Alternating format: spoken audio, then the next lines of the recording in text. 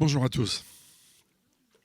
Alors, une information, je n'ai pas préparé de message spécial pour vous ce matin. Désolé, vous êtes peut-être un peu déçus, mais c'est pas grave. Vous allez vite vous en remettre, du moins j'espère. Non, ce que j'ai à partager avec vous, c'est ce que Dieu met sur mon cœur depuis pas mal de quelques mois maintenant. C'est concernant la réforme, concernant le réveil.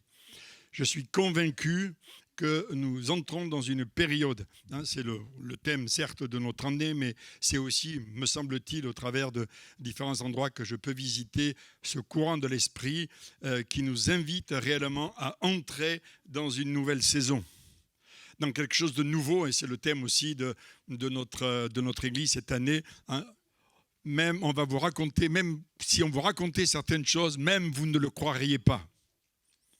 Et je suis convaincu de cela.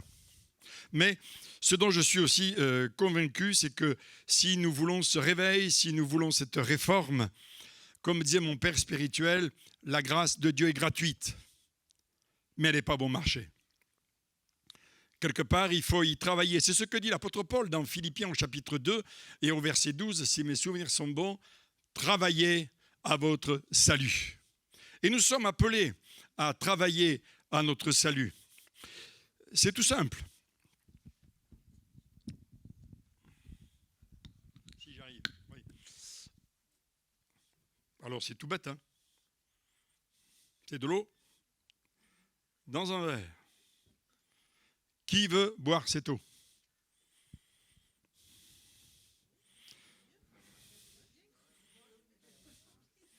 Qui veut?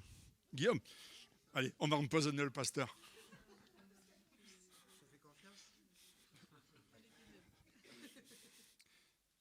Ah, puis il a beau en tirer. Oh, lui. Alors, recommençons. Donc, c'est de l'eau potable, la preuve qu'il ne se passe rien chez Guillaume. Donc, tout va bien. Donc, tout va bien. J'ai raté mon coup, je voulais empoisonner le pasteur. Mais par contre,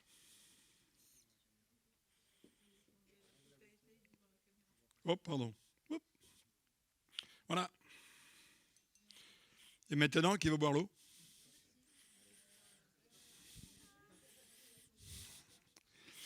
C'est très toxique. Là, peut-être qu'on pourrait empoisonner quelqu'un, volontairement. Enfin, volontairement. J'ai mis des produits volontairement toxiques. Hein. Ce n'est pas que je vais empoisonner quelqu'un. Et là, on a la démonstration de souvent ce que l'on vit dans nos vies chrétiennes. Tout paraît merveilleux. Hein, et à côté de cela, eh bien, il y a certains locataires avec lesquels nous avons pactisé. Et l'apôtre Paul, dans l'épître aux Galates, au chapitre 6, nous dit ceci. « Je dis donc, marchez selon l'esprit et vous n'accomplirez pas les désirs de la chair, car la chair a des désirs contraires à ceux de l'esprit.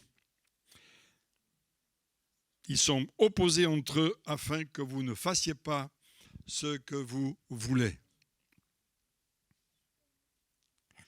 C'est le passage où l'apôtre Paul nous révèle que nous sommes des super frustrés. On est toujours en tension. On aimerait faire, et on sait que quelque part on n'a pas à le faire, et malgré tout on le fait. Et c'est vrai que des fois c'est frustrant. Alors reconnaissons qu'il peut y avoir beaucoup de chrétiens frustrés, qui sont conduits aussi des fois par des pasteurs frustrés.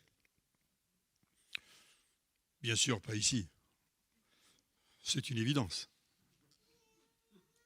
Mais il y a une réalité. Et c'est ce que nous dit Paul. Surtout quand il continue, toujours dans le même texte, où il dit ceci. « Or, les œuvres de la chair sont évidentes. Ce sont la débauche, l'impureté, le dérèglement, l'idolâtrie, la magie, les rivalités, les querelles, les jalousies, les animosités, les disputes, les divisions, les sectes, l'envie, l'ivrognerie et les excès de table. » Et quand on lit ce texte, on se dit, quand même, c'est écrit à des chrétiens. C'est écrit à une église. Waouh! Eh bien, les habitants de la Galatie, ce n'étaient pas des saints, hein, puisque l'apôtre Paul les met en garde de toutes ces choses. Ouais. Mais la parole est écrite pour chacun d'entre nous. Et il nous dit que la première chose qu'il nous dit, il nous parle de l'immoralité. Vous allez me dire, mais attendez, on se calme. Et en général, quand l'apôtre Paul parle d'immoralité, il parle de relations sexuelles, etc., de tout ce qui pourrait être pornographique et tout le reste. Vous allez me dire, mais pas chez nous. Chez nous, il n'y a pas d'adultère. Il n'y a pas de choses comme cela. Vous faites quoi de Matthieu chapitre 5 et verset 12 ? Que celui qui regarde une femme pour la convoiter a déjà commis adultère avec elle. Ah, ça change les donnes. Quelqu'un a dit, ce n'est pas le premier regard qui est péché, c'est le deuxième. Eh oui, vous allez me dire, mais je peux regarder ce que je veux, surtout avec les téléphones aujourd'hui. Je ne fais de mal à personne. Oui, mais je pollue ma pureté. Je pollue ma pureté. Et ce qui fait en fait des obstacles à la puissance de Dieu.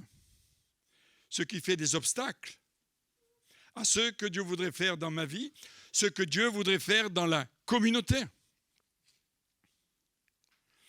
J'insiste beaucoup là-dessus. Nous avons perdu en tant qu'évangéliques la notion de peuple. L'apôtre Paul nous dit dans Corinthiens 12 et en Corinthiens 14, quand il parle du corps, que si un membre souffre, c'est tout le corps qui souffre.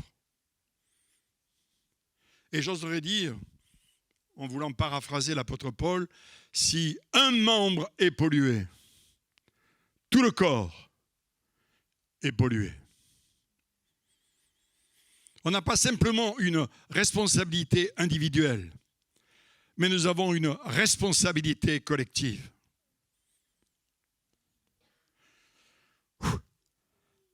C'est dur, hein?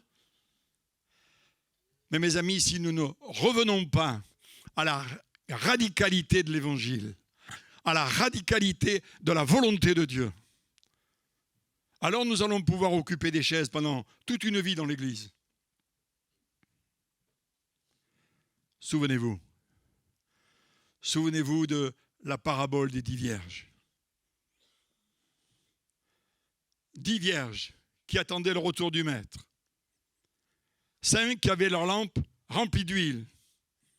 Et 5 autres qui avaient de l'huile. Elles avaient leur lampe et leur lampe brûlait. Mais un peu avant le retour du maître, elles se sont rendues compte qu'elles n'auraient jamais assez d'huile. Alors elles sont parties la chercher. Et entre-temps, le maître est revenu.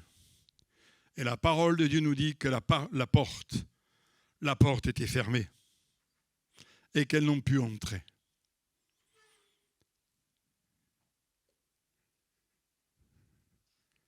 Ça nécessite une certaine réflexion. On a tellement pactisé avec nos locataires. Oh, c'est rien. Et puis, aujourd'hui, nous sommes sous la grâce. Mais oui. Je pense que quand on parle comme ça, on n'a pas compris la grâce. Parce que la grâce a des exigences. La grâce a des exigences. Et c'est pour cela que l'apôtre Paul continue. Quand il parle aussi il ose parler de l'idolâtrie. Vous allez me dire, mais c'est fini, nous les statues, il y a des lustres qu'on ne les vénère plus. On n'a pas d'idolâtre, surtout chez les évangéliques charismatiques et charismaniaques. On n'a pas d'idole. Ah ouais? Ne serait-ce que le portable. Ne serait-ce que le portable. Ah, mais c'est un super outil. Ouais, c'est sûr. Je suis d'accord. Mais ça peut... Vous savez, ça, c'est la plus grande ruse du diable. Hein. Quand on regarde toutes les données scientifiques, les découvertes scientifiques et autres qui ont eu lieu, l'atome a été une super découverte pour les radiographies médicales et tout le reste. Et à côté de ça, on s'en est servi pour détruire des millions de gens. Le téléphone est une super invention. Quand je suis loin d'Isabelle, ça me permet de ne plus m'arrêter à une cabine téléphonique pour en trouver une déjà qui fonctionnait. C'était déjà le parcours du combattant. C'est super pratique. Mais combien de temps on passe sur nos téléphones? Combien de temps pensons-nous sur nos téléphones? Et c'est pour ça que la parole de Dieu, je sais que je l'ai mentionné le 6 décembre quand j'ai parlé. Quand Malachie dit de la part de Dieu, vous me volez. Vous me volez. Nous sommes capables de passer des heures sur le téléphone. Et combien de temps, sans vouloir culpabiliser personne, sommes-nous capables de passer dans la présence de Dieu?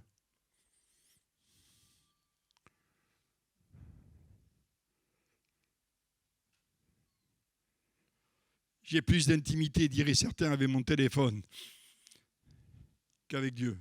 Ou peut-être même avec ma femme.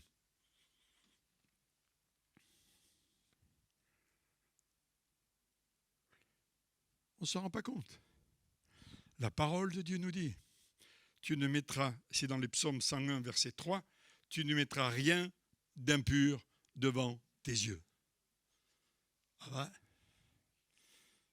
Bonjour l'ambiance, hein?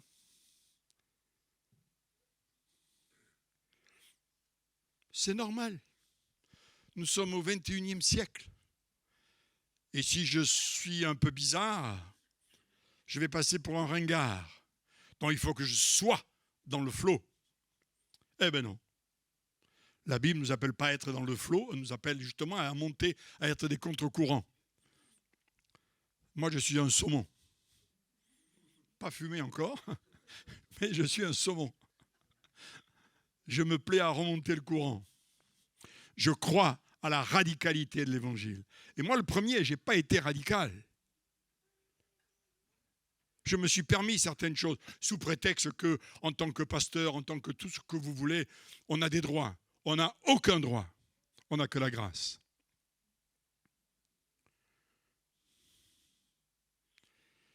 L'impureté, le dérèglement. Et là aussi, on se permet des tas de choses. J'ai discuté avec une personne récemment qui est célibataire et qui disait oui, mais moi de temps en temps ça m'arrive de coucher avec quelqu'un. Il faut bien que le corps exulte, mais bien sûr. Allons-y gaiement. Laissons ça à Brel quand il faut bien que le corps exulte. Mais en tant que croyant, toutes les déviations qu'on peut avoir, tous les petits à côté, les petits casse-croûtes qu'on peut se permettre. Oh, on pollue la sainteté de Dieu dans nos vies. Et l'apôtre Paul va plus loin. Il parle des jalousies et des rivalités. Et là, tu plaisantes. Des rivalités entre nous. Mais tu plaisantes. Ouais. On a tous l'apparence de la piété. Mais on en a souvent renié, moi le premier, ceux qui en faisaient la force. J'ai dit cela une fois dans une église, ça m'a coûté très cher. J'ai dit, je reconnais que quand vous arrivez dans l'église, entre-temps vous êtes passé au vestiaire et que vous avez revêtu vos masques de saints. C'est pour ça que vous êtes BCBG. Bon chrétien, bonne grâce. Et après, alors le lendemain, j'ai été convoqué par tous les anciens de l'église qui m'ont dit, plus jamais tu viendras prêcher dans notre église. J'ai dit, parce que je pense que j'ai juste appuyé où ça faisait mal. Si vous n'étiez pas senti concerné, vous auriez considéré ça comme une boutade, et puis roule ma poule, sans problème.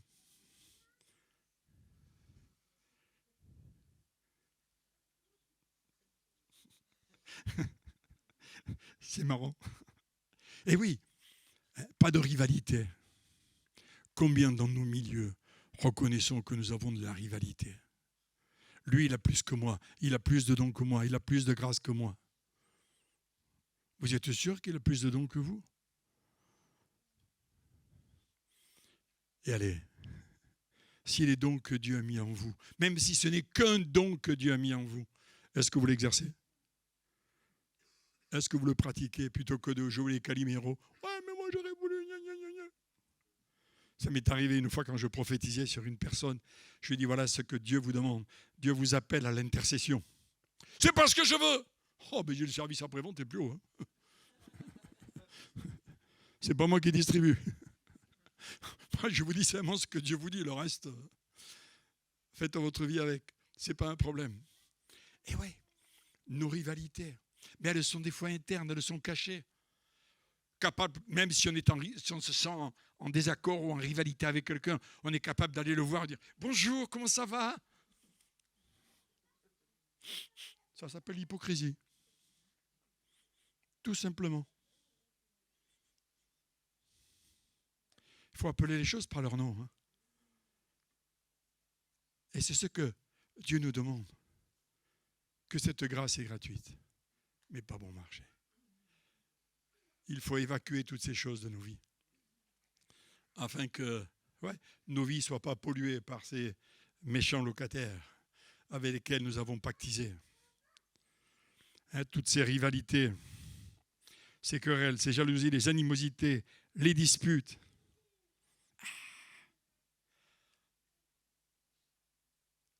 Ah, mes amis.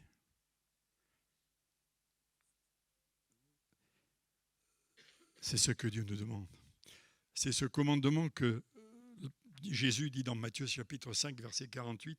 « Soyez saints, car je suis saint, moi l'Éternel votre Dieu. » Et l'apôtre Paul nous dira dans Éphésiens 5, « Soyez donc les imitateurs de Dieu comme des enfants bien-aimés. » Alors si nous voulons voir effectivement des choses qu'on n'a encore jamais vues, il y a juste une chose à faire. C'est la repentance. Quand l'apôtre Pierre a prêché à la Pentecôte, Actes chapitre 2, et quand ces hommes qui étaient là, ces femmes qui étaient là, ont interpellé Pierre en disant « Que ferons-nous » Et Pierre leur a dit « Repentez-vous ». Et c'est ce que Jésus, nous sommes ce matin, par la puissance de son esprit. Repentez-vous.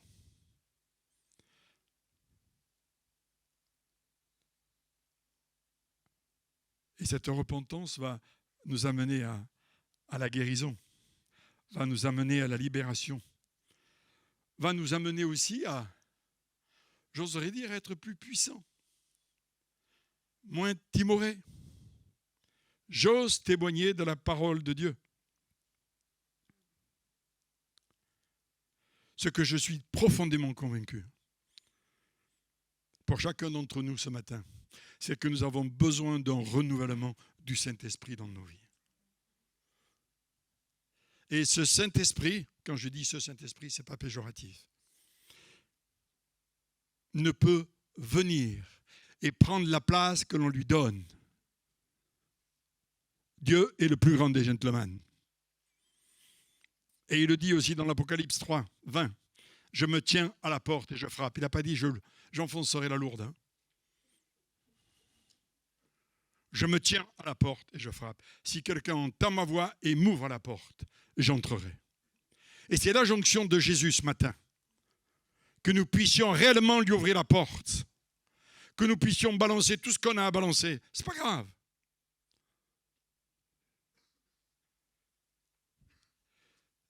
C'est hier ou avant-hier que je lis ce texte dans le livre des Actes, quand l'apôtre Paul doit se rendre à Rome, et il prévient les gars en disant « Si vous partez là, souci. »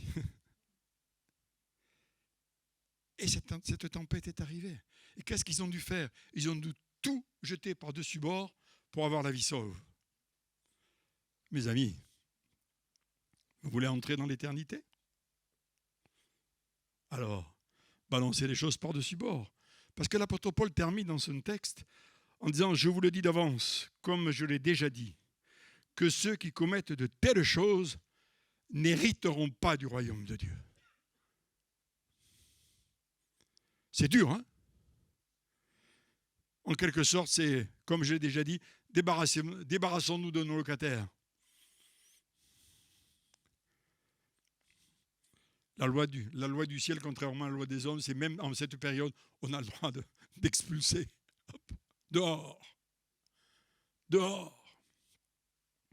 C'est la réalité, bien-aimés. Nous voulons voir ce réveil, nous voulons voir cette réforme. Alors sanctifions-nous. Travaillons à notre salut. Que l'Esprit de Dieu vienne consumer en nous tout ce qui n'est pas de lui. Tout ce que nous avons pactisé, d'une façon insignifiante. Mais n'oublions pas la justice de Dieu.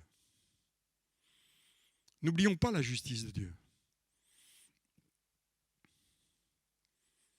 On parlait de ça récemment avec un couple qui est venu à la maison quand on parlait justement de cette justice et des droits. Si vous mettez quelque chose dans votre maison qui n'est pas à la gloire de Dieu, ça peut vous attirer des ennuis. Et vous pouvez faire ce que vous voulez. Dieu est juste.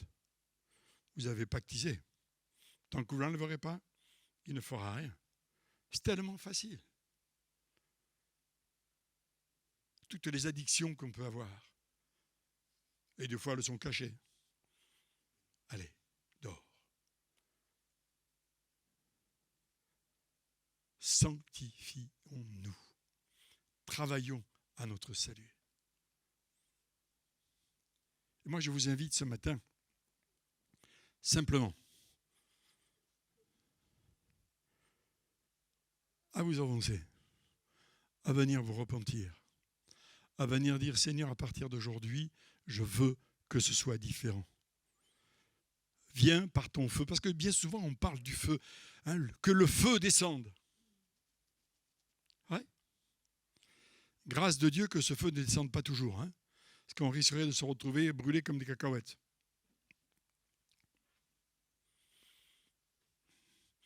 Souvent, on attribue le feu à la puissance. Mais d'abord, c'est à la pureté et à la purification.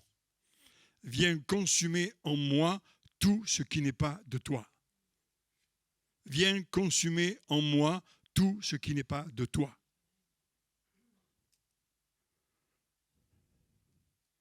Alors c'est la grâce. J'oserais dire, vous le savez déjà, aujourd'hui c'est jour de grâce.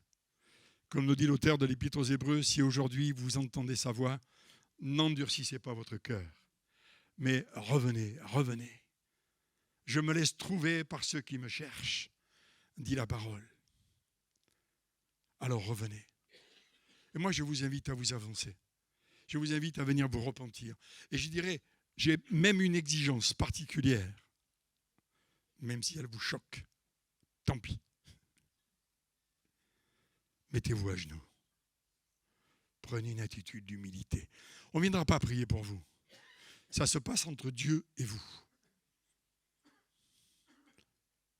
C'est un face-à-face entre Dieu et vous. Personne d'entre nous, les responsables, viendront prier pour vous. On a aussi de quoi faire pour nous. Alors je vous invite simplement à vous avancer. Ceux qui se sentent concernés, mais je pense qu'on est pas mal. Et je vous invite vraiment à vous mettre dans une attitude de, tout en avec ce chant que j'aime beaucoup.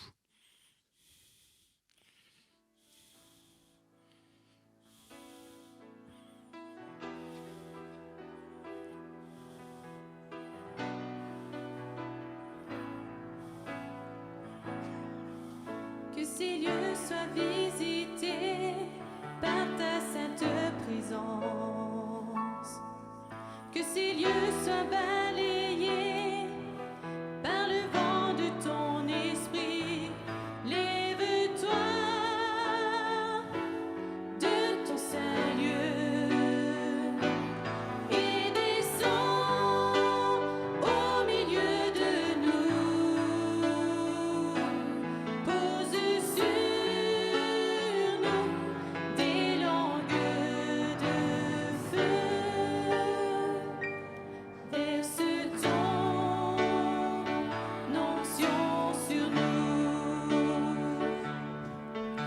ces lieux soient visités par ta sainte présence, que ces lieux soient balayés par le vent de ton esprit. Lève-toi de ton saint lieu et descends au milieu de nous. Pose sur nous tes langues de feu. Verse ton onction sur nous. Que ces lieux soient visités par ta sainte présence. Que toute ombre soit chassée par ta lumière éclairée. Dans ta main, tiens-nous cachés. Garde-nous au creux du rocher. Lorsque tu passeras parmi nous, que ta bonté soit proclamée. Que ces lieux soient visités par ta sainte présence. Que ces lieux soient les témoins de l'action de ton esprit dans ta gloire. Viens maintenant, unis-nous en cet instant. Que ta vie jaillisse en abondance. Nous allons voir ta puissance.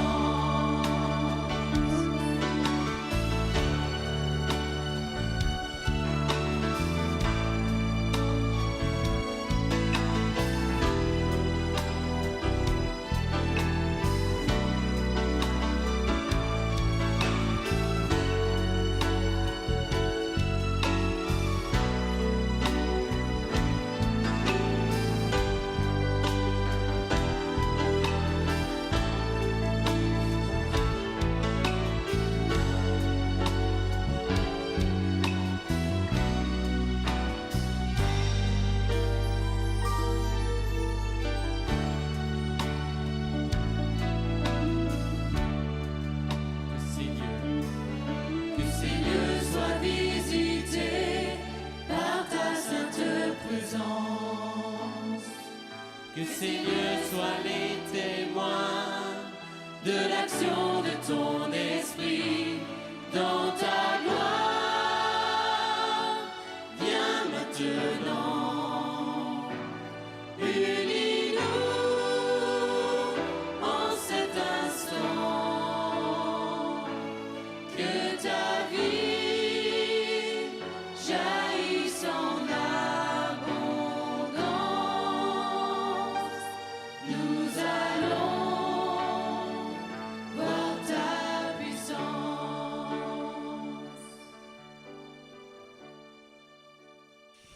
Alléluia. Seigneur, merci. Merci pour ta grâce. Merci parce que tu nous aimes.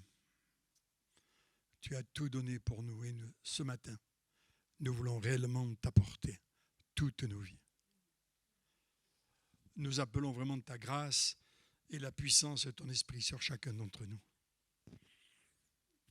Père, s'il te plaît, viens renouveler chacun dans la puissance de ton Saint-Esprit. Que nous puissions vivre ce matin un nouveau baptême de feu, un nouveau baptême de puissance. C'est vraiment ce que nous te demandons au nom de Jésus, afin que nous soyons vraiment tes témoins. Non seulement des témoins dans l'intimité avec toi, mais aussi des témoins à l'extérieur.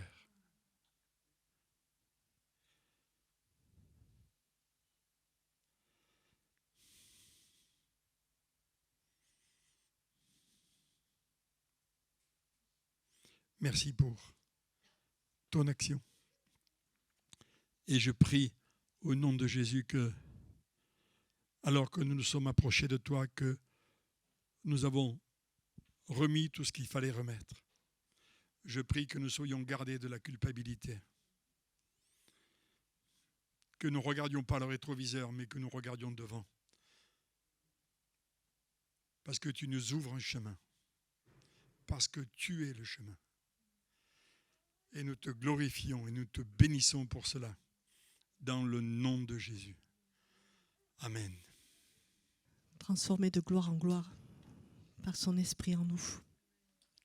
Que l'esprit qui a agi tout au long de ce culte repose en vous et décuple la présence de Dieu et la vie de piété que Christ veut nous faire, dans laquelle Christ veut nous faire entrer.